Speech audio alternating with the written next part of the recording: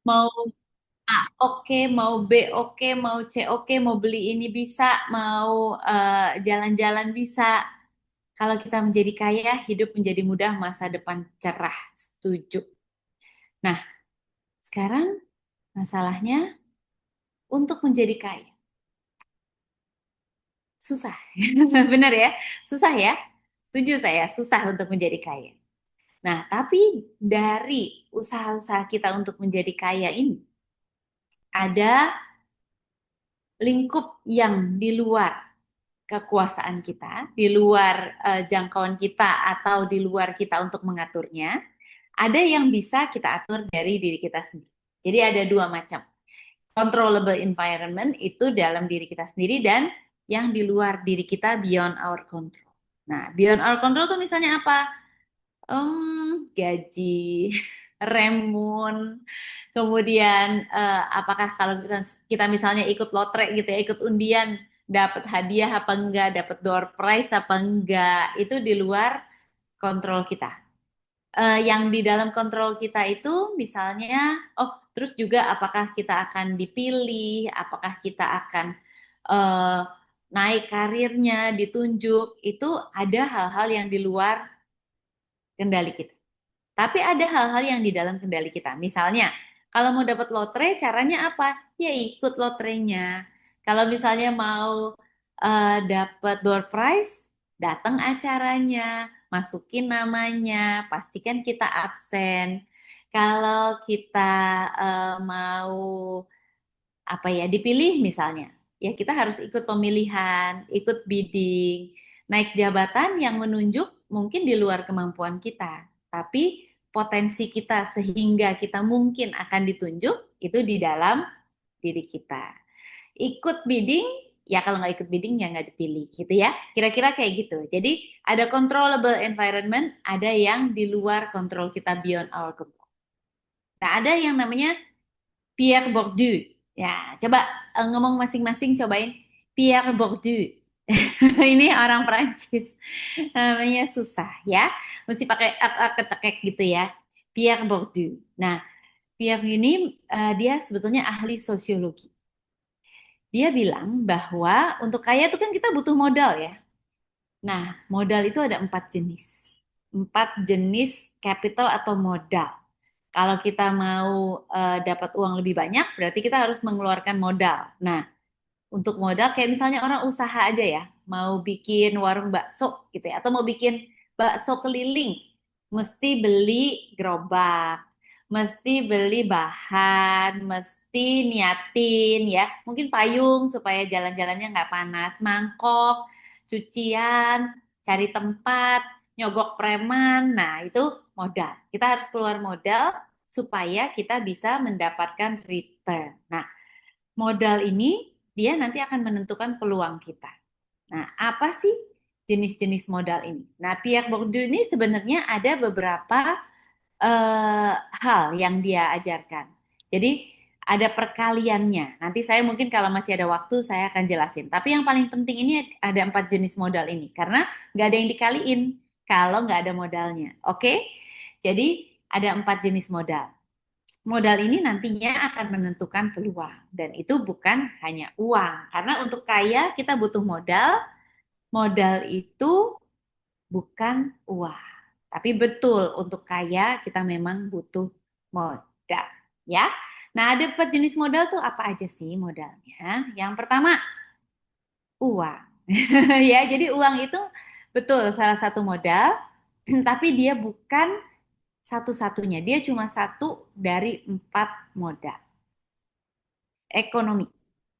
Jadi uang, tabungan, rumah, investasi, saham, aset, mobil. Mobil itu sebenarnya bukan modal. Mobil itu adalah suatu cost ya. Teman-teman dulu dokter Bu Nola udah pernah jelasin mengenai bedanya antara investment sama hal yang ada penyusutannya. Jadi uang sendiri diam itu dia menyusut, asetnya akan tambah sedikit karena nilai-nilai uang itu akan turun. Harga-harga akan naik. Jadi uang yang kita punya didiamin 10 tahun dia nilainya turun meskipun tulisannya sama-sama 100 ribu. Kalau sebelumnya 100.000 bisa buat beli baju, nanti berikutnya mungkin cuma bisa buat beli gelang gitu. Contoh ya. Jadi nggak bisa lagi beli baju karena harga baju sudah 175.000.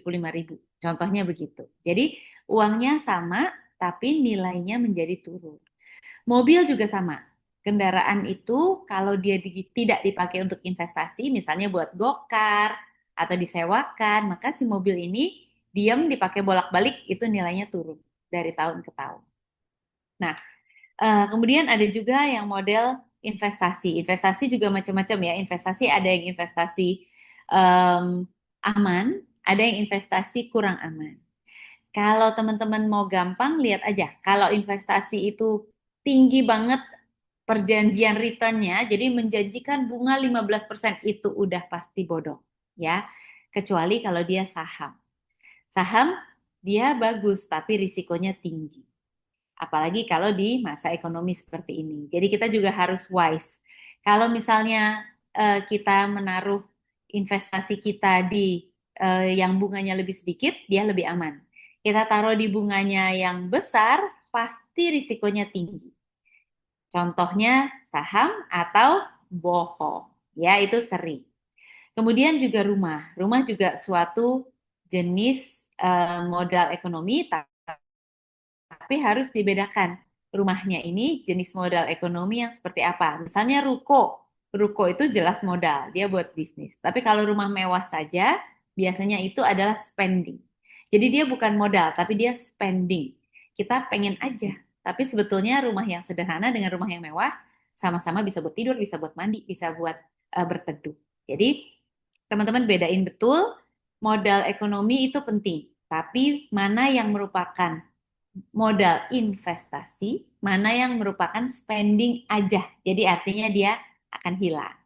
Contoh ya, misalnya kalau misalnya saya beli baju ya, jas gitu lah, taruhlah blazer. Blazer murah sama blazer mahal. Atau baju murah sama baju mahal. Baju mahal tuh yang ada mereknya tuh di sini, mereknya gede gitu ya. Nah, mungkin baju mahal yang ada mereknya Chanel, taruhlah gitu ya. Itu saya pakai buat ngantor di RSAB mah percuma. Itu adalah spending ya. Jadi tidak perlu saya pakai si merek yang tulisannya CC itu. Mendingan saya pakai tulisannya A karena nama saya A gitu. Tapi nggak ngaruh saya pakai si CC itu ya. Tapi kalau misalnya saya mau pitching RSAB Harapan Kita ke Women International Club, which I did. Saya harus pakai mungkin baju yang agak bagus gitu. Bagus tidak berarti mahal, tapi saya harus meet. Nah, di situ si CC itu mungkin berpengaruh gitu. Atau saya mau ke banker gitu ya, pitching ke banking, wealth, investment, atau golongan jet set supaya mereka mau datang ke klinik eksekutif RSAB Harapan Kita. Boleh tuh saya pakai itu. Karena kalau saya pakai yang nggak jelas, apalagi CC tapi kelihatan palsunya, mereka akan memandang sebelah mata. Nah, kalau saya beli baju bagus, saya rapi, itu adalah investment. Dari segi ekonomi ya, si tas yang lumayan gitu ya, terus baju yang lumayan, sepatu yang lumayan, pergi ke sana dengan target itu baru adalah investment. Oke, nah yang pertama adalah itu. Modal yang kedua, apa? Kalau pertama ekonomi, modal yang kedua adalah brain and ourselves. Pengetahuan atau isi dari diri kita. Jadi ilmu kita, kalau kita semua masing-masing kan ada ya japfungnya masing-masing. Nah, itu masing-masing pasti punya ilmu tuh sesuai dengan japfungnya. Yang IT, yang aparatur SDM, analis, arsiparis, itu semuanya punya ilmunya masing-masing. Dokter, perawat, dokter spesialis, dan kita punya skill. Skill itu beda sama knowledge ya. Kalau knowledge itu ya udah kita tahu aja. Skill itu keterampilan. Jadi misalnya bagaimana si dokter bedah itu ngerti bahwa ini harus diginiin, tapi belum tentu dia bisa melakukannya dengan baik. Dokter yang punya skill yang tinggi, dia bisa melakukannya dengan baik. Teman-teman juga begitu. Misalnya marketing gitu ya, ilmunya ada, tapi nggak semua marketing punya skill marketing yang baik. Terus modal lain sertifikat. Sertifikat tentu didapat dari ilmu dan skill. Tapi teman-teman perlu tahu bahwa di dunia ini kita butuh label. Jadi hati-hati. Ijazah itu perlu. Ada misalnya beberapa orang guru saya yang luar biasa, lebih dari profesor ilmunya. Mereka sangat bijak, sangat suka mengajar, sangat banyak publikasinya, tapi dia nggak mau untuk mencoba meraih gelar profesor meskipun mereka eligible. Atau kita belajar-belajar aja, tapi kita nggak punya sertifikat apa ya misalnya pengadaan barang dan jasa jagoan, tapi nggak ada sertifikatnya tetap aja nggak bisa dipakai untuk advancing lebih lanjut. Jadi teman-teman mesti ingat ya, kita tuh harus mencapai milestone tertentu yang sertifikatnya tuh juga penting. Karena memang begitulah how it works in this world ya. Ilmu perlu, skillnya perlu, tapi labeling atau apa ya, klaimnya itu juga penting ya. Jadi kalau misalnya orang nanya, iya dia tuh pinter banget, buktinya apa? Buktinya IP-nya 4, oke percaya gitu ya. Tapi kalau misalnya saya bilang dia pinter banget, buktinya apa? Ya kalau saya tanyain bisa jawab aja, nggak bisa. Orang nggak akan percaya sama kita bahwa orang itu pinter gitu ya. Misalnya skill, itu jago banget loh. Dokter Obsgyn tuh bener-bener yang itu jago banget. Apa buktinya? Eh, Adik saya nggak jelas diagnosisnya, tapi dia bisa ketemu bahwa itu diagnosisnya itu padahal sulit, misalnya gitu ya. Atau eh, beliau bisa fetal terapi loh. Tim feto maternal kita bisa fetal terapi. Mereka bisa mengintervensi fetus di dalam perut yang di tempat lain nggak bisa. Dan di tempat lain belajar di kita. Oke, ya. Jadi itu adalah bukti. Jadi punya ilmu, punya skill harus bukti. Terus pengetahuan lain dan modal lain yang berkaitan dengan isi diri kita adalah kemampuan bahasa. Kemampuan bahasa Inggris, ya teman-teman siapa yang aktif tuh? Elsa. Kemudian kemampuan bahasa lain juga. Bahasa lain itu bisa bahasa asing, bisa bahasa daerah, ya. Misalnya jago bahasa Jawa, bahasa Sunda, kemudian juga bisa jago bahasa Mandarin misalnya. Nanti akan bermanfaat untuk apa? Misalnya kita kerjasama sama Wuhan. Kemudian ada yang perlu dikirim ke Wuhan untuk belajar transfer teknologi, ya kita kirimlah yang jago Mandarin kalau bisa. Berhubung nggak ada yang bisa, ya saat ini belum. Tapi kayaknya belum banyak yang bisa. Kemudian misalnya bahasa Spanyol gitu ya. Em, Kita kerjasama sama Kuba. Yang bisa bahasa Spanyol pasti akan naik atau menang gitu ya di dalam kancah perpemilihan. Misalnya gitu. Dan teman-teman kalau saya boleh share, sebetulnya eh, tidak selalu kemampuan itu kelihatan sekarang manfaatnya. Tapi orang yang rajin mengumpulkan isi, mengumpulkan skill ini, dia akan nanti bermanfaat di kemudian hari. Gitu. Skill kemampuan presentasi juga. Skill AI dan digital udah pasti. Ya, yang lebih jago itu akan lebih naik. Leadership juga. Apakah dia bisa memimpin atau tidak. Kemampuan menulis, kemampuan mengajar, kemampuan untuk riset, ya penelitian, kemampuan untuk komunikasi dengan orang lain, dan pastinya teamwork. Jadi lebih banyak items-items yang ada di sini, maka value diri kita akan semakin naik. Sejak saya remaja, saya tuh orangnya nggak bisa diam. Jadi kalau saya dulu di SMA, mulai dari sebenarnya dari SMP juga nggak bisa diam sih.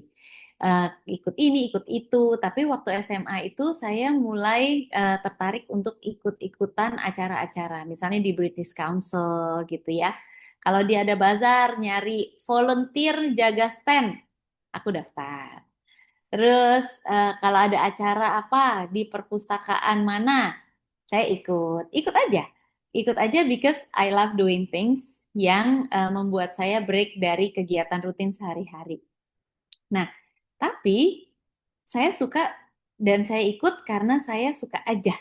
Tapi di kemudian hari ternyata itu banyak hal yang saya tidak menyangka bahwa itu bermanfaat. Jadi waktu saya mau sekolah mereka tawarin, mau nggak sekolah ke Inggris? Kita ada slot di King's College, mau pergi nggak? Mau, saya bilang gitu. Tapi saya nggak akan kenal sama mereka, saya nggak akan tahu kalau saya nggak ikut acara itu. Jadi penting sekali untuk kita rajin menambah pengetahuan. Kayak tadi misalnya ya, contoh di antara kita ada yang jago bahasa Spanyol. Siapa yang tahu bahwa nantinya kita akan kerjasama sama Kuba, misalnya gitu. Atau yang jago bahasa Mandarin, siapa yang tahu bahwa di kemudian hari kita akan kerjasama sama China. Dan teman-teman itu harus rajin untuk meningkatkan koleksi. Koleksi isi diri kita. Karena ingat, makin banyak itemnya, maka nilai dari diri kita sebagai manusia itu akan makin tinggi value-nya. Jadi ibaratnya harga si Aryani sama harga si Ibu Nola mungkin beda. Bu Nola itu udah banyak skill-skillnya yang dikumpulkan selama dulu di Bank Mandiri, kemudian masa kerja yang lama, kemudian pengalaman-pengalaman hidup, ilmu, skill sertifikat yang lebih, atau misalnya Ibu Reni gitu ya, Bu RW. Nah, beliau mungkin juga udah banyak pengalaman di komite mutu, di direktur medik, kemudian ada skill A, skill B, skill C gitu. Kemudian kemampuan leadership gitu. Yaitu ada banyak hal. Atau misalnya siapa ya? Misalnya Dokter Iwi gitu. Dokter Iwi juga pasti ada banyak pengalaman dan pembelajaran mengenai kesehatan lingkungan, kemudian climate dan lain-lainnya. Nah, itu semua adalah item-item modal yang harus kita kumpulkan. Kumpulkan dan jangan hilang supaya value diri kita nggak turun tapi naik terus. Itu ya. AI digital jangan lupa, titip banget ya. Dan ilmu dan pengetahuan itu harus dikeluarkan, harus dibagi. Ada suatu tren di RSAB harapan kita, saya harap eh, nggak terlalu banyak ya, bahwa kalau kita kelihatan bisa, kita jangan sampai kelihatan bisa. Karena kalau kita kelihatan bisa, nanti kita jadi disuruh-suruh terus. Nah, ingat teman-teman, disuruh-suruh terus itu artinya sebetulnya satu, bahwa kita dipercaya dan kita diketahui orang bahwa kita bisa. Jadi kita perlu untuk menunjukkan ilmu yang kita punya. Jangan disimpan. Karena apa? Nanti itu akan lanjut ke modal ketiga dan modal keempat. Oke? Tapi modal kedua ini kumpulin dulu, tapi kalau bisa dikeluarin ilmunya supaya orang jadi tahu. Nah, jadi ilmu yang kita simpan sendiri, nanti lama-lama kita sebagai lilin akan mati. Tapi kalau kita bagi ilmunya, maka akan banyak yang menyala dan kita nggak rugi apa-apa. Kita tetap nyala juga, tapi yang lain juga menyala. Jadi kalau harta yang berupa ekonomi tadi dipakai, dia turun, hilang. Tapi kalau ilmu itu enggak. Ilmu dipakai, dia akan menyalakan lilin-lilin yang lain. Jadi kita nggak kehilangan apa-apa. Itulah hebatnya si ilmu. Yang ketiga apa? Yang ketiga, modal ketiga untuk menjadi kaya adalah network. Networking ini kalian bisa sebutin nggak teman-teman di RSAB yang punya networking yang baik? Coba sebut di chat. Ini saya bisa bukanya nggak ya si chatnya ya? Nah, ya siapa di antara teman-teman kita yang kalian tahu punya networking yang bagus? Ada yang bisa sebut? Gembira, betul, Dokter gembira. Ari, Setuju, Dokter Aryani. Anton. Dokter Haryani, Dokter Yani. Enggak, saya masih kalah jauh kalau sama Gembira mah, Dok. Kalau buat networking. Nah, jadi Gembira setuju aku. Bira mana Bira? Nah, Gembira ini adalah manusia yang sangat banyak networkingnya. Mas Wawan, oke. Mas Wawan juga banyak ya temennya ya? Oke, banyak networkingnya. Ngapain sih kita punya networking banyak-banyak? Kenapa kita harus punya network? Karena eh, ada orang yang introvert, ada ekstrovert memang. Tapi baik introvert maupun ekstrovert itu bukan alasan. Karena networking ini adalah suatu kebutuhan. Jadi dia adalah modal kita yang ketiga, teman-teman. Jadi kalau kalian nggak mau punya modal yang ketiga, ya terserah. tapi kalian punya kesempatan untuk punya 4 modal. Jadi kalau duit, ya kita pas-pasan, remun sesuai pendapatan rumah sakit naik turun, kita masih punya 3 modal lainnya. Kalau kamu mau drop yang modal ketiga ya terserah, tapi kalian cuma punya 2 kesempatan lain selain uang. Tapi kalau kita ambil si networking, kita jadi punya kesempatan untuk modal. Networking ini memang nggak mudah, tapi nggak semua itu membutuhkan orang-orang yang ekstrovert. Networking ini tidak seperti kalian pikir yang wah cuawaan kiri kanan, terus kenal hai hai hai semua orang kenal gitu. Tidak seperti itu. Networking ini gembira outlier kata dokter Yani, betul betul. Jadi di antara plus 2 SD dia di atasnya lagi ya, di atas 3 standar deviasi. Nah, networking itu tidak harus seperti gembira. Gembira itu networkingnya bagus banget. Tapi networking itu bisa dikumpulkan teman-teman dari hubungan baik. Networking itu sebetulnya hubungan baik yang deep, ya. Jadi misalnya, kalau misalnya kita lagi susah, berapa orang yang kita yakin pasti akan bantu kita? Itu namanya networking. Misalnya, gak ada sih kayaknya. Kalau saya sampai kepepet banget, kayaknya nggak ada deh yang bakal mau bantu saya. Nah, itu repot. Kalau misalnya kalian lagi butuh banget, apa ya, kita mau ngadain event, tapi semua tempat penuh. Kita butuh tempat yang bisa disewa, nggak usah dipinjem deh, disewa untuk ngadain event kita. Bisa nggak kita menemukan kenalan yang kenalannya kenal tempat yang seperti itu, atau orang yang mau meminjamkan. Atau kalau kita lagi butuh bantuan banget, aduh mesti pergi, anak nggak ada yang jaga, ada nggak eh, orang yang bisa dititipin? Bisa neneknya, bisa tante, bisa temen kita. Saya benar-benar harus pergi sebentar dan saya mesti presentasi. Saya nggak bisa jaga anak padahal nggak ada mbak di rumah, nggak ada siapa-siapa di rumah. Bisa nggak titik? Gitu. Nah itu adalah networking. Gimana kita punya relasi. Gimana caranya supaya kita punya orang-orang yang mau bantu kita punya orang-orang yang mau jagain anak kita punya orang-orang yang mau cariin buat kita. Caranya adalah we give first. Give first, baru orang lain akan bantu kita. Bukan berarti kita menolong dengan embel-embel, ah biar nanti lain kali lu nolongin gue gitu. Tidak dengan pamrih, tapi betul bahwa orang nggak mau bantuin orang yang juga nggak pernah mau bantuin dia, betul ya? Kalau kita tiba-tiba pasti ada deh teman-teman yang temennya dari SD zaman dahulu atau teman SMP tiba-tiba telepon, Hai, apa kabar? Kita udah mulai lihat nih. Ini ada 2 kemungkinan nih. Antara penipuan, nomornya dihack, kemudian yang kedua dia yang sebenarnya sekonyong-konyong nggak pernah sama sekali ngubungin kita padahal ada di kota yang sama gitu ya. Yang kedua bisa jadi dia nih butuh sesuatu dari kita. Yang ketiga mungkin dia mau nawarin asuransi atau mau pinjam duit. Pasti yang kita pikir nomor satu itu. Jadi kita akan defensif dulu. Apa? Dan syukur-syukur kalau dia cuma bilang kemarin gue lihat lu tuh di Sleepy. Oh ya gitu. That's it. Tapi seringnya tidak. Nah, jangan jadi orang yang seperti itu. Networking harus kita jaga. Silaturahmi harus dijaga. Termasuk sama orang-orang yang kita sebelin. Saya selalu bilang sama anak saya nggak pernah boleh ada orang yang sampai kita merasa terganggu kalau ketemu atau kalau lihat dia. Biarpun itu mantan ya. Kenapa? Karena networking itu harus dijaga.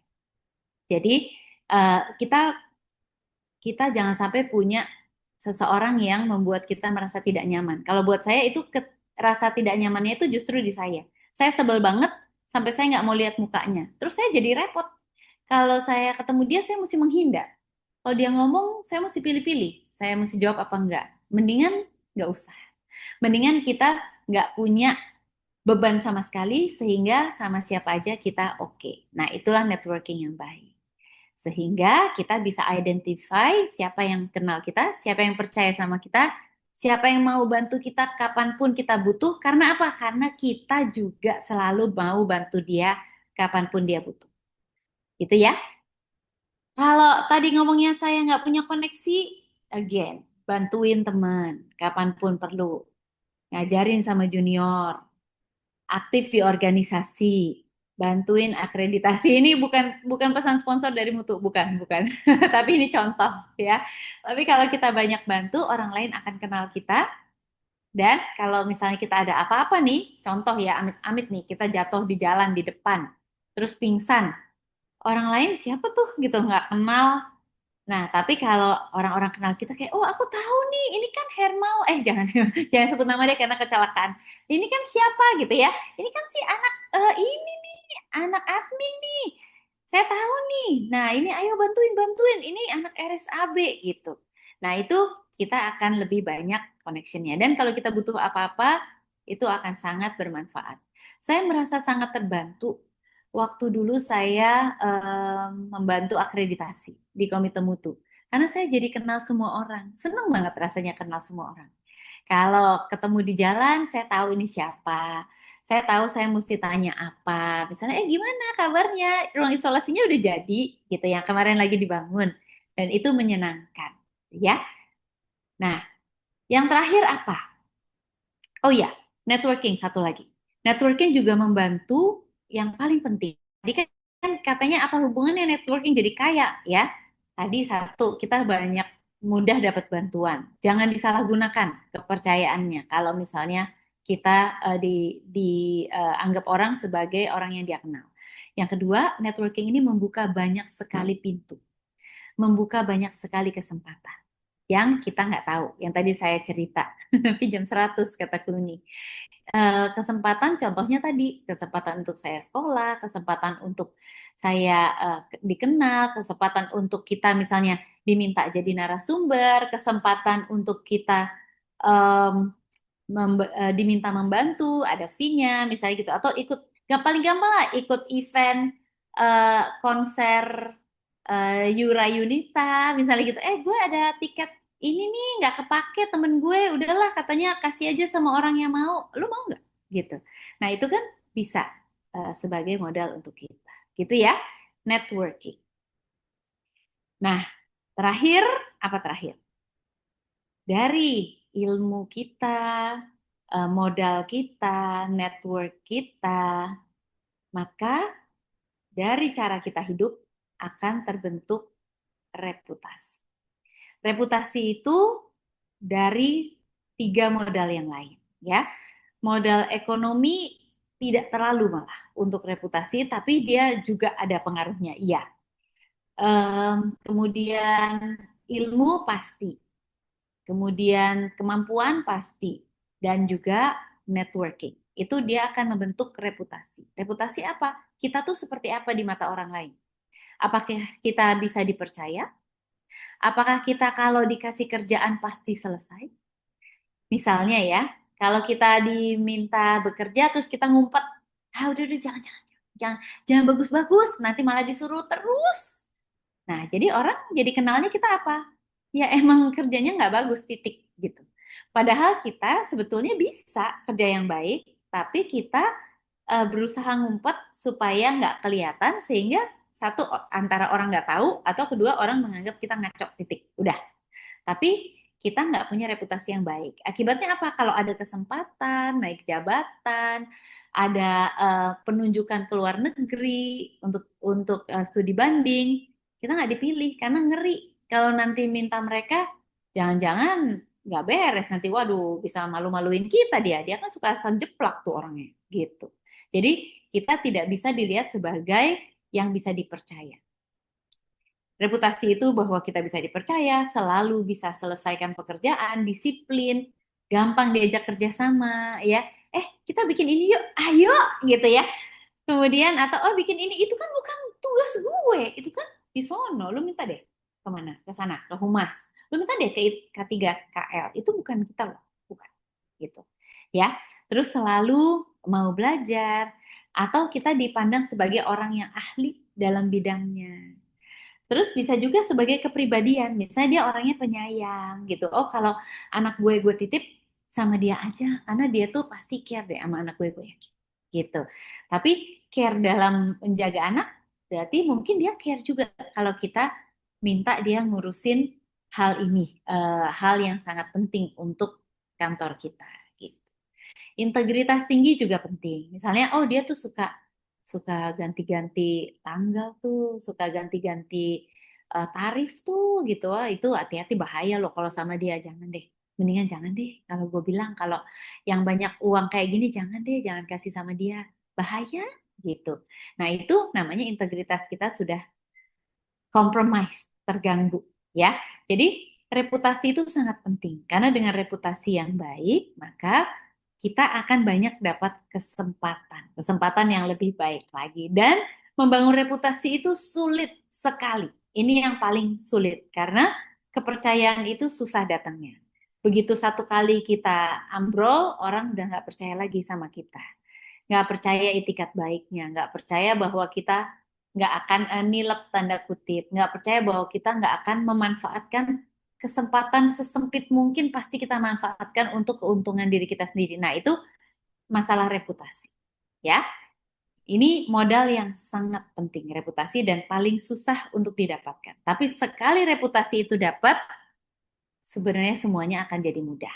Misalnya, eh, dari Kemenkes tanya, siapa sih kira-kira yang paling terpercaya dari rumah sakit kalian untuk dipegang mewakili Pak Menkes misalnya gitu. Teman-teman mungkin tahu, mungkin ada juga yang belum tahu bahwa salah satu staf kita di Renef itu diminta untuk menjadi paskasnya Pak Menkes.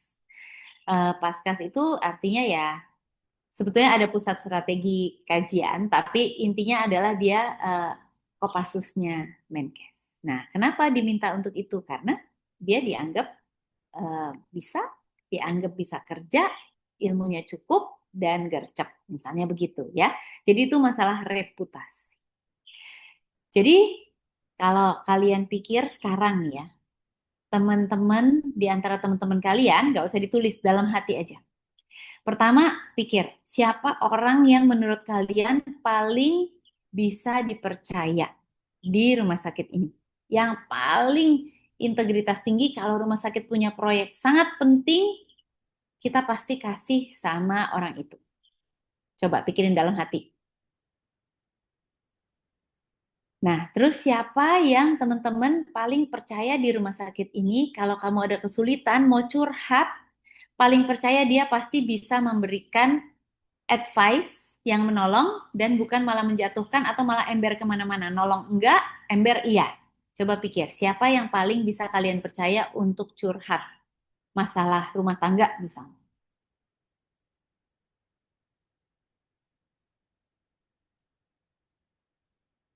Nah, satu lagi, siapa yang paling teman-teman tidak percayai? Jangan ditulis. Ini yang paling penting untuk nggak ditulis. Jangan ditulis. Eh, siapa yang teman-teman paling nggak percaya? Aduh, kalau gue naro duit di meja 5.000 aja pasti hilang. Atau kalau aku ngomong salah, ngomong sedikit aja pasti udah bocor kemana-mana.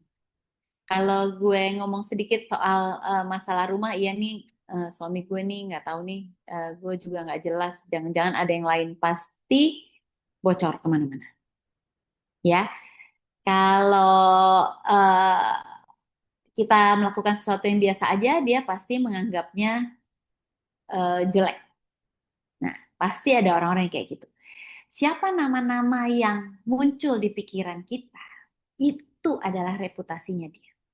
Paling nggak di mata kita. Tapi kan reputasi nasional itu kan adalah kalau kita dianggap bereputasi demikian di banyak orang, ya kan? Semua orang berpikir begitu, barulah itu namanya established reputation. Kalau satu orang itu perception, persepsi aja. Tapi kalau semua orang menganggap gitu, itu reputation. Jadi kita jangan jadi orang itu yang terakhir, yang ketiga. Ya, jangan sampai jadi orang itu. Karena orang akan menganggap kita jelek. Gimana kalau kita udah keburu merasa bahwa orang menganggap kita begitu? Yang paling bagus adalah teman-teman tahu nggak bahwa hal itu sebetulnya bisa dirubah. Bisa dirubahnya gimana? Ya lebih berat. Kalau kita udah punya kesan jelek, kita udah lebih berat. Tapi bisa. Jadi teman-teman itu bisa mengubahnya. Dari kapan? Dari sekarang. Sekarang berubah dan orang nanti akan mulai lihat bahwa dia udah nggak begitu lagi. Waktu itu emang nyebelin, tapi kemarin gue sapa, dia baik loh. Dibalas loh gitu. Padahal biasanya cemberut aja tuh dia. Tadi dia nyapa duluan gitu. Itu bisa. Ya, bisa berubah asal konsisten. Nah, jadi rahasianya dari 4 modal ini, nah ini secretnya. Secretnya dari 4 modal ini adalah kalau kita mau menjadi kaya, sebetulnya keempat modal ini saling berhubungan dan nantinya akan meningkatkan kesejahteraan. Ilmu yang banyak, skill yang tinggi, kita bisa sering diminta orang untuk menjadi narasumber, untuk berbagi. Berbagi itu nggak selalu beruang loh ya. Ini ada narasumber nih yang saya tunjukin, narasumber yang beruang. Oke lah, diminta bicara dibayar, diminta ke Dinkes dibayar. Oke, tapi ada juga yang, tolongin dong, lu kan jago AI nih, ajarin gue dong, minta tolong, boleh nggak? Iya, ya, of course, sini, gue bantuin, gitu. Bantuin, jadi ini lu gini loh, gitu ya. Oke, thank you ya, thank you banget. Cuma pakai thank you doang dibayarnya, awalnya. Tapi kalau semua orang sering minta bantuan, kita sering bantu, kita menjadi lilin yang menyalakan lilin-lilin lain. Dan orang jadi tahu, siapa sih sumber lilin itu? Oh, yang paling jago tuh si itu tuh, gitu. Kalau nanya tentang fotografi itu sama dia nih. Kalau nanya tentang desain sama dia nih, dia yang paling jago. Jadi kalau giliran saya ada job, mau ada simposium, perlu ada yang gambar, kasih desain grafis, siapa yang bakal saya hubungin? Ya yang paling terpercaya lah gitu ya. Dan di situ mungkin bisa jadi banyak hal ada uangnya. Kita baru mengalihkannya menjadi pendapatan. Jadi si narasumber ini menjadi reputasi. Kemudian kita juga sambil bantuin orang, kita membangun network tadi, relations. Orang jadi tahu, Pokoknya udah kayak Natasha gak bisa. dia jago tuh. Jadi minta tolongnya sama dia. Ya. Nah, habis itu nanti lama-lama dia akan jadi pendapatan. Pokoknya nanti larinya akan ke sini. Tapi jangan apa-apa cari yang ke sini, apa-apa cari yang ke sini. Kita dengan begitu si ilmu ini nggak akan nyampe ke lingkaran ini. Dia harus nyampe dulu ke lingkaran ini, baru relation kita akan promosiin kita. Mereka tahu kita orangnya baik, nggak hitungan, nanti akan sampai di pendapatan. Ya, Em, cukup banyak teman-teman kita yang sangat skillful, yang kita tahu jadi pembicara di mana-mana, jadi narasumber di mana-mana. Dan nanti jatuhnya akan pendapatan. Kenapa? Karena mereka sudah punya reputasi dan relation bagus, sehingga mudah banget untuk mendapatkan pendapatan. Tawarannya malah dia tolak-tolak deh, percaya deh. Tolak-tolak karena saking banyaknya yang memerlukan. Gitu ya. Nah, jadi membangun itu tidak langsung. Setiap hari kita bertumbuh 1%, 1%, 1%. Ada kadang-kadang kita cuma bertumbuh sedikit. Aduh, hari ini kayaknya jelek deh. Gue cuma bertumbuh 0,6% atau bahkan nggak bertumbuh hari ini. Nggak apa-apa. Itu seperti dinding yang kita bangun sedikit demi sedikit. Nambah, nambah, nambah. Ada pelatihan ini. Nggak ada yang mau nih. Siapa yang mau nih? Boleh nggak saya ikut gitu? Boleh, boleh, boleh gitu. Atau ada yang mewakili eh, Indonesia nih ke Singapura gitu. Saya daftar gitu. Jadi kita terus mencari kesempatan supaya kita bisa menambahkan skill kita ini sedikit demi sedikit. Dan nggak usah heboh-heboh membaca ilmu, belajar 30 menit sehari artinya 180 jam setahun. Belajar bahasa Inggris tuh yang kayak si Elsa speak, we speak English. 15 menit sehari, jadilah 90 jam setahun. Ya, siapa yang bisa belajar Inggris 90 jam straight? Nggak ada. Tapi kalau 90 jam setahun, bisa. Dan itu kita dapatkan sedikit demi sedikit. Lama-lama yang kita bangun dindingnya akan jadi suatu rumah dan bukan tidak mungkin menjadi suatu istana yang kita bangun sedikit demi sedikit skillnya. Ini istana yang bagus banget nih di Polandia. Ini adalah salah satu istana batu bata yang terindah di dunia, ya, di Polandia tempat. Nah, jadi kenapa sebagian orang nggak bisa berkembang? Bukan karena dia nggak mampu, tapi karena kita merasa sudah cukup, kita ada di comfort zone. Kita feeling safe, feeling in control, asik-asik aja. Tapi zona nyaman tuh ada alasannya kenapa dia zona nyaman. Ya dia memang nyaman. Nyamannya buat apa? Nyaman untuk mimpi, tapi bukan untuk bertumbuh. Jadi kalau kita mau keluar, pertama kita takut pasti. Hah? Pergi sendirian, mewakili ke Malaysia? Ogah. Takut ah, ntar takut diculik gitu ya. Nah, atau kita mau maju nih, disuruh maju, ada dirjen datang, kamu bacain puisi ya? Ah, nggak mau. Saya takut, takut. Terus takut apa? Takut diketawain ya, takut dianggap jelek. Terus oh saya juga lagian sibuk kok, kita lagi banyak kerjaan di unit kita. Terus nggak pede jangan. Nah itu fear zone. Tapi kalau kita sudah memberanikan diri, kita akan masuk baru ke learning zone. Di luar comfort zone ini semua adalah uncomfortable zone. Jadi nggak nyaman zonanya. Tapi kalau sekali kita bisa keluar melewati fear zone, kita akan masuk ke learning zone. Di learning zone kita akan dealing dengan challenges, problems, nggak apa-apa. Kita ketabrak-tabrak, kita belajar. Kita ambil ini baru, ilmu baru gitu. Kamu ini ya, sekarang bantuin di sini. Hah, aku kan nggak bisa. Ya udahlah, aku belajar gitu ya. Extend your comfort zone. Yang saya lihat yang sudah masuk ke learning zone lagi itu Sasa. Sasa misalnya dulu kan Sasa di Sekdir. Sekarang Sasa jadi MC. Jago si Sasa. Ya, jempol untuk mentornya, Bunia, jempol untuk Sasanya yang mau belajar. Jadi Sasa sudah masuk ke learning zone dan dia growing. Sudah keluar dari uncomfortable zone. Kania, dulu Kania juga mewek-mewek Kania waktu keluar dari Sekdir. Sekarang siapa yang nggak tahu Kania itu udah andalan di situ ya sebagai PC. Jadi teman-teman pasti juga banyak contoh ya. Saya nggak bisa kasih contoh semuanya, tapi saya tahu banyak contoh teman-teman di RSAB yang mau keluar dari comfort zone lalu bisa bertumbuh dan baru kelihatan kilaunya di situ ya. Baru di growth zone kita mendapatkan return dari yang kita modalin ya. Kita bisa mencapai impian kita, kita menemukan purpose kenapa kita menjalani ini semua ya. Jadi dalam tantangan kita adalah dalam 1 tahun ini harus bisa belajar satu skill baru, dapetin satu sertifikat, baca satu buku 1 bulan mungkin berat ya. Kalau saya sih sangat senang baca buku. Jadi buat saya satu buku tuh bisa habis kurang dari seminggu lah. Kalau tebel, kalau tipis mah sehari, sehari 2 hari selesai. Jadi teman-teman paling nggak baca satu buku tiap 2 bulan lah. Dicicil aja. Buku apa aja kok, bener.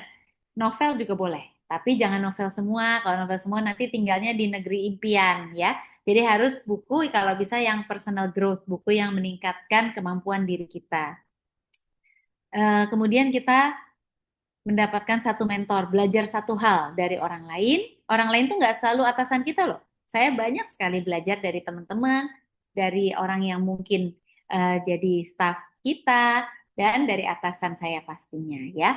Jadi belajar dari satu mentor dan harus ada satu orang yang kita bantu untuk berkembang. Misalnya ada yang nanya, kita bilang, oh sini-sini gue ajarin gitu. Atau, kemarin gue belajar di YouTube cara apa ya, crochet misalnya gitu ya. Sini gue ajarin mau nggak? Lucu loh, ternyata lucu. Bisa kita sambil rapat, kita bisa begitu ya, misalnya gitu ya. Coba kasih tantangan untuk diri kita sendiri. 1 tahun ini harus ada satu skill baru. Buat saya skill ini sangat penting, karena skill ini susah untuk didapatkan. Ya, jadi kalau bisa teman-teman cari apa yang termudah. Kalau skillnya itu butuh modal, coba tanya. SDM di Klat mungkin punya modalnya. Ya, tapi kalau mintanya dari RSAB harus sesuai sama RSAB ya. Jadi nggak bisa belajar crochet, nggak bisa belajar ngerajut. Tapi kalau skillnya masih sejalan kita bisa. Ya, kalau belajar crochet mintanya sama suami atau sama mama. Oke? Nah, jadi belajar satu skill baru. Anak-anak saya setiap libur harus belajar satu skill baru. Dia boleh libur, tapi saya minta 1 jam aja dari harinya, di hari liburnya untuk belajar skill baru.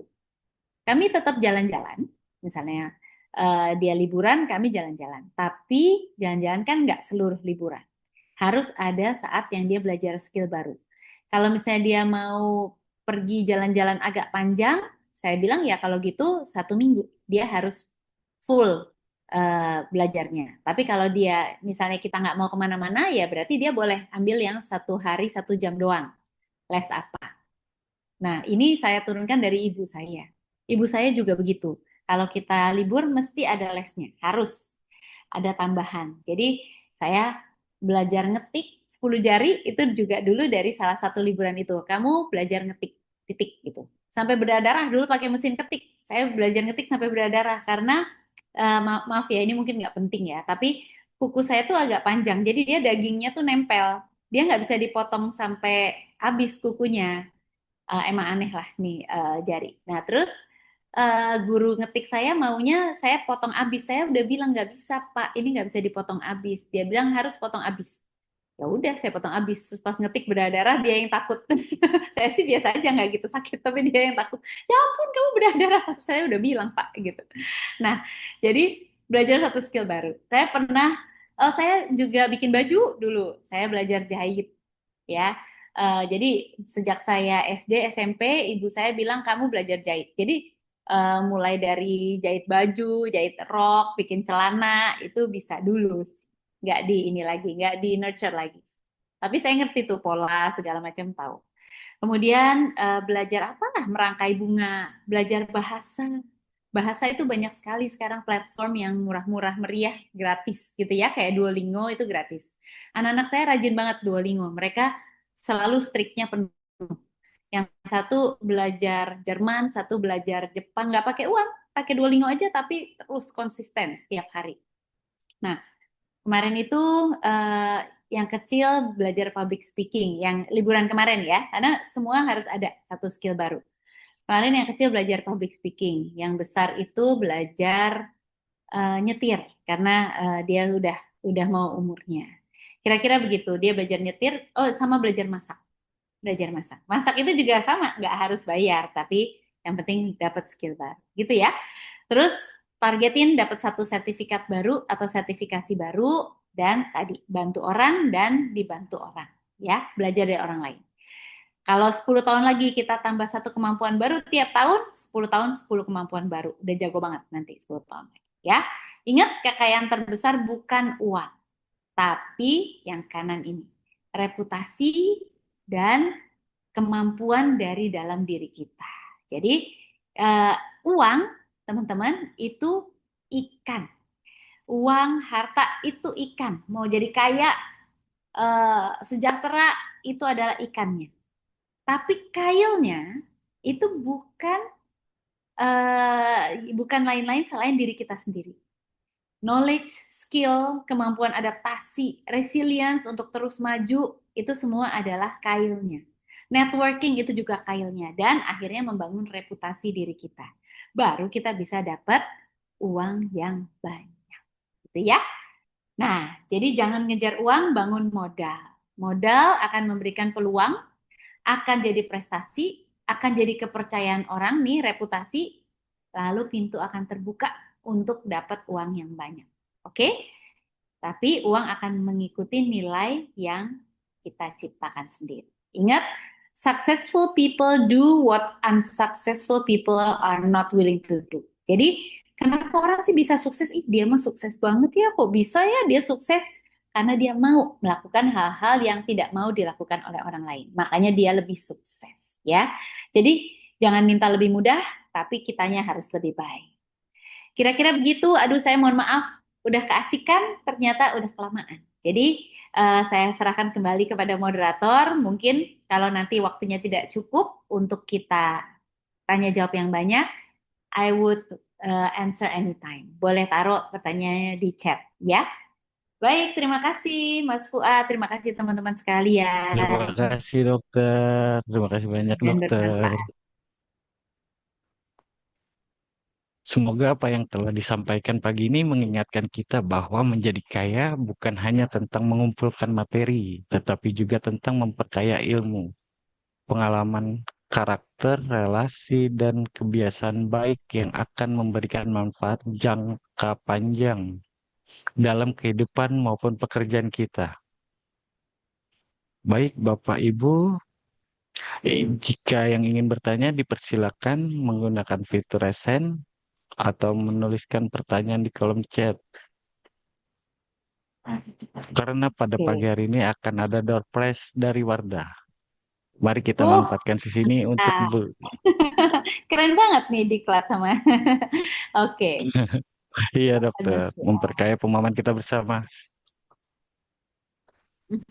Oke, Mas Fuad, saya boleh izin Iya dok, karena waktunya agak mepet, jadi saya baca terbatas. langsung jawab pertanyaannya, boleh, Mas Fuad?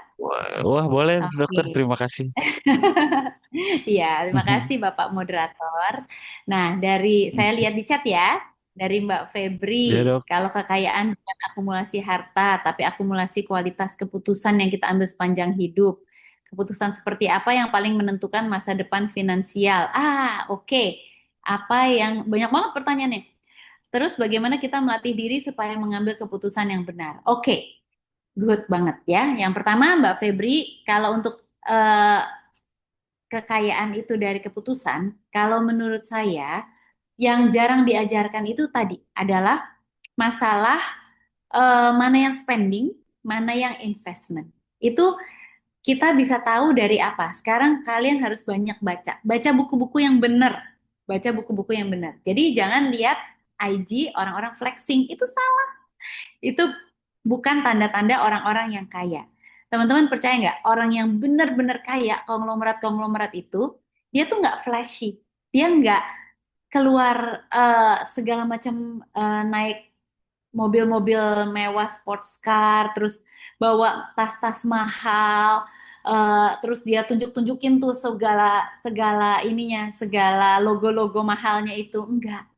Jadi itu adalah new money. Kalau old money, orang-orang yang benar-benar kaya, itu dia udah biasa kaya. Dia nggak fleksi, ya.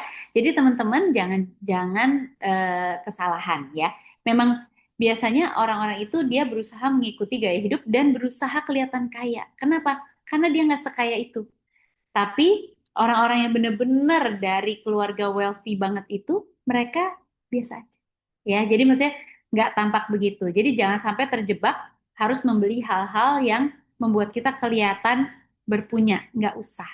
Ya, yang penting itu adalah justru Hmm. ditumpuk. Orang-orang itu dia akan nongol di saat-saat yang paling penting yang menentukan misalnya uangnya akan berkali-kali lipat atau enggak gitu. Jadi mereka akan hadir di acara-acara yang begitu. Kalau buat yang flashy-flashy mereka enggak. Bedain antara beli em, barang-barang yang mahal yang kelihatan mahal yang sebetulnya nggak jadi apa-apa sama eh, beli barang-barang yang biasa aja tapi meningkatkan kemampuan diri kita atau modal diri kita. Sama juga uang itu jangan di spending, di invest. Harus selalu sekecil apapun teman-teman.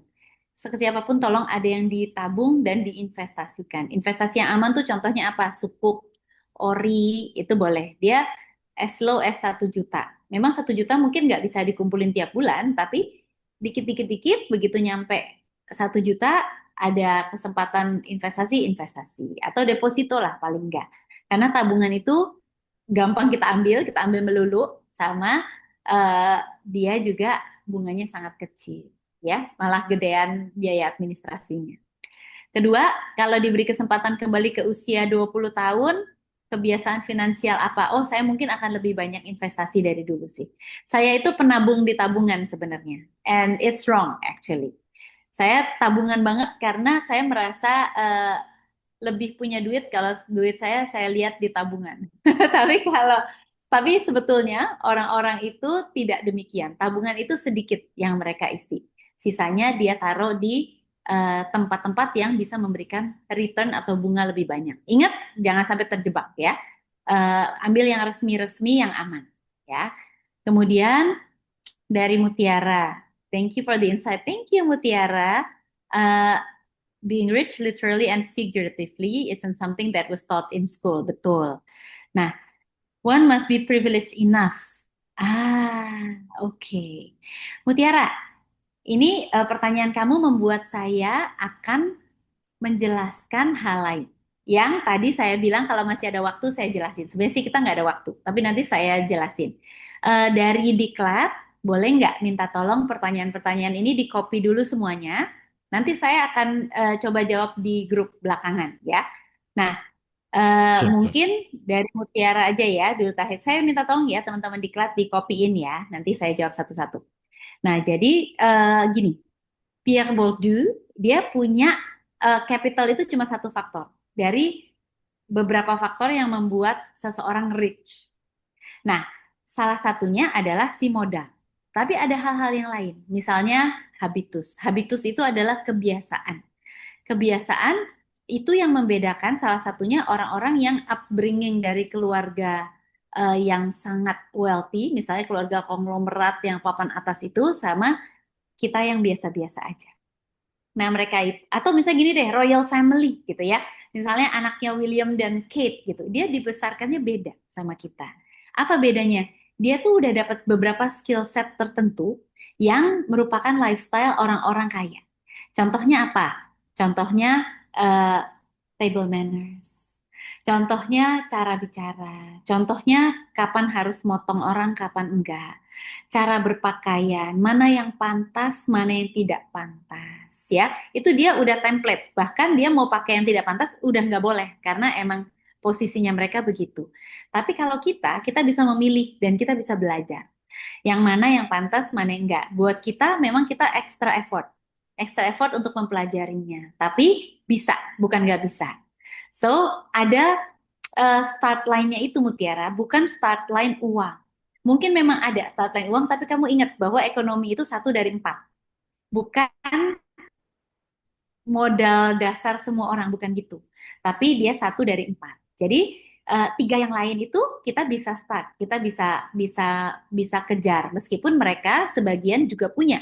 Orang-orang yang kaya banget itu mereka mungkin lahirnya juga dia udah dengan upbringing ini. Dia udah diajarin. Nah, kita bisa belajar yang sama. Apalagi sekarang semuanya available on YouTube and Instagram beres. Asal kita mau, kita bisa. Contoh ya, teman-teman mau nggak nanti kapan-kapan kita belajar table manner di WeGrow? Bisa, mungkin WeGrow yang luring kali. Jadi kita belajar sama-sama table manner. Apakah kita harus belajar table manner? Biasa gue juga makan sate doang gitu. Harus belajar. Karena apa? Karena kalau kalian bicara dengan orang-orang yang level manners yang lebih tinggi, mereka nggak menganggap kita lebih di bawah gitu. Jadi kalau suami saya selalu bilang, anak-anak harus bisa makan di hotel bintang 5, nggak malu-maluin dengan pantas dan manner yang baik, tapi harus bisa makan di kaki 5 dengan happy. Suami saya selalu begitu. Jadi mereka harus terbiasa semuanya supaya dia bisa masuk kemana aja gitu. I think kalau kita baru bisa kaki 5, mari kita belajar bintang 5 gitu ya. Nah, kalau sama aja, ada juga yang cuma bisa bintang 5. Ayo kita belajar kaki 5. Dengan begitu kita bisa main sama siapa aja. Saya senang ngobrol sama siapa aja. Sejak saya PPDS itu nggak ada CS, satpam yang saya nggak kenal. Pasti semuanya saya kenal. Karena I think it's nice untuk berteman dengan siapa aja. Gitu ya. Nah, oke, nanti saya bisa terangin lebih lanjut Mutiara mengenai si teori Pierre Bourdieu itu, tapi kamu bisa baca juga. Nah, kemudian Aldi, terima kasih. Banyak orang yang jadi kolektor sertifikat, betul Aldi. Mereka tahu banyak hal, bingung cara monetisasi, betul. Jadi kita harus fokus Aldi. Jadi saya nggak bisa, oh saya jago bahasa Inggris, jago bahasa Korea, jago bahasa Spanyol, jago bahasa Belanda, jago bahasa Jepang. Terus orang kayak, mungkin you are not good at anything actually. Gitu ya. Jadi judulnya gini, bisa semua tapi master of none. Gitu. Jadi kita nggak ada yang benar-benar dalam. Kita harus fokus. Kita mau fokusnya di mana, belajar dalam di mana sehingga kita benar-benar bisa em, dipercaya sama orang sebagai oh kalau Aldi tuh itu tuh jagonya.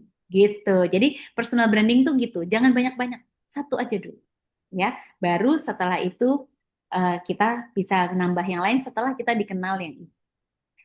Nah, oke. Divya, terima kasih. Budina, terima kasih. Juga Cynthia, Aini, Farhan, David, Bea. terima kasih banyak. Mungkin kita mesti udahan dulu ya, Mas Farhan ya. Saya janji kalau teman-teman diklat nanti sudah dicatat semua ya, teman-teman diklat ya. Kita akan ini ya, kita akan jawab di grup lanjutan di grup. Oke, di grup mana ya yang teman-teman Oke, ada? Atau nanti saya japri juga deh. Ya, siap. baik. Ya, Sudah, karena terima kasih Mbak Nadia. Baik, karena Mas Fuad. keterbatasan waktu, izin Terima Dokter kasih ya Aryani Mas Fuad. boleh boleh menyampaikan closing statement-nya, Dok. Oh ya, terima Baik. kasih teman-teman. Ingat, saya ingetin kembali bahwa modal itu ada 4 ya. Jadi untuk jadi kaya, kaya tuh uang cuma satu dari 4 ya, Boleh, dua puluh boleh. lima persen Gimana? teman-teman. Jadi eh, jangan mengandalkan ada uang, nggak ada uang, apalagi kalau itu adalah sesuatu yang di luar kemampuan kita. Maksudnya di luar kita yang menentukan. Contoh, remun gitu. Oh, kali ini saya mau remun saya naik. Ntar dulu. Maksudnya dicatat semua yang ada di dalam kemampuan kita. Contoh, saya udah promosiin RSAB ke teman-teman SMA saya semua. Mereka pada mau datang MCU. Nah, itu adalah sesuatu yang di dalam kemampuan kita. Kemudian si Remun akan follow. Gitu, contohnya gitu ya. Dan misalnya saya mau nambah kemampuan dalam bidang bahasa gitu. Baru nanti akan datang si rezekinya dari situ. Itu ya. Jadi nggak boleh Ya, males untuk mengembangkan diri. Kira-kira gitu Mas terima kasih, Fuad. Dok. Terima kasih. Terima kasih, Dokter. Baik, Bapak Ibu yang berbahagia, telah sampai penghujung acara We Grow yang ke-39 ini. Semoga materi yang kita pelajari pagi ini dapat inspirasi bagi kita semua untuk terus memperkaya diri, bukan hanya dari sisi materi, tetapi juga melalui ilmu pengetahuan, karakter yang baik, kebiasaan positif, serta bersemangat untuk terus belajar sepanjang hayat. Atas nama seluruh panitia, saya mengucapkan terima kasih atas kehadiran partisipasi Bapak Ibu. Semoga yang telah kita pelajari bersama dapat menjadi bekal untuk kemajuan organisasi kita di RSAB Harapan kita. Jangan lupa ambil satu insight, tuliskan, dan mari kita praktikkan apa yang kita pelajari hari ini di tempat kerja masing-masing. Jangan lupa ajak rekan kerja lain untuk hadir di Wigrow sesi berikutnya. Tetaplah tumbuh, tetaplah bijak, dan mari bersama-sama membangun ruang digital yang sehat dan positif. Terima kasih sudah hadir. Saya Fuad Akbar, pamit undur diri. Sampai jumpa di sesi Wigrow berikutnya. Wassalamualaikum warahmatullahi wabarakatuh. Selamat pagi dan salam sehat. Waalaikumsalam. Terima Thank kasih you, Mas Fuad. Fuad dokter. keren Dokter, deh. terima Ya. kasih dokter. Oke. Terima kasih semuanya. Terima kasih Diklan. Terima kasih teman-teman yang sudah hadir. Terima kasih dokter.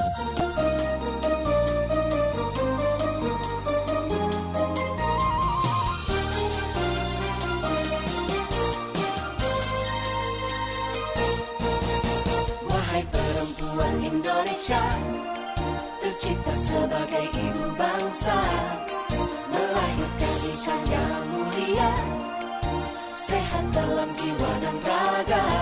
Kami terdepan dalam tugas untuk melayani kesehatan Anda, melindungi sang buah hati agar sehat senantiasa selamanya. Rumah sakit anak dan bunda, harapan kita melayani sepenuh hati untuk ibu dan anak negeri.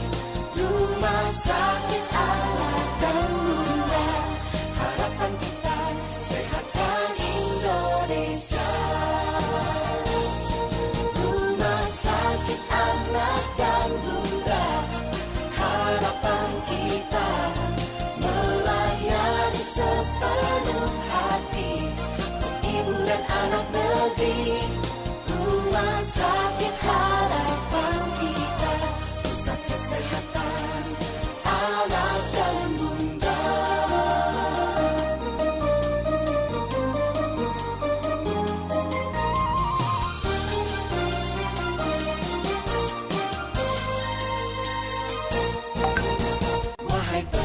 Persatuan Indonesia tercipta sebagai ibu bangsa, melahirkan insan yang mulia, sehat dalam jiwa dan raga. Kami terdepan dalam tugas untuk melayani kesehatan Anda, melindungi sang buah hati agar sehat senantiasa selamanya. Rumah Sakit Anak dan Bunda, harapan kita melayani sepenuh hati untuk ibu dan anak negeri. Rumah Sakit Anak dan Bunda, harapan kita sehatkan Indonesia. Rumah Sakit Anak dan Bunda, harapan kita melayani sepenuh hati ibu dan anak negeri. Rumah Sakit